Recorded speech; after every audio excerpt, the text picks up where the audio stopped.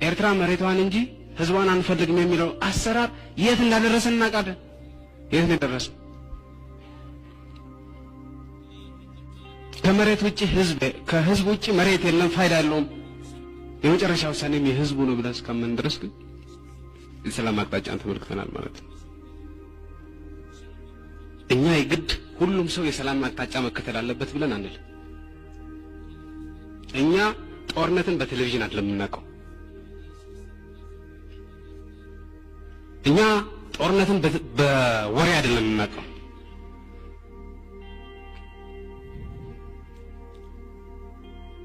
እኛ ጦርነትን በተቃጠሉ ቤቶች ነው የምናውቀው።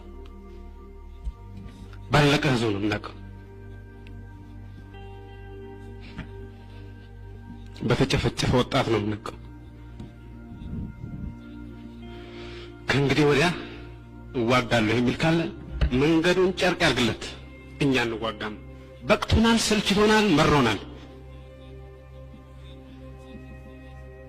ለምን የሰላም መንገድ አልተከተላችሁም ብለን እኛ በማንም ላይ የምንጭነው ነገር የለም።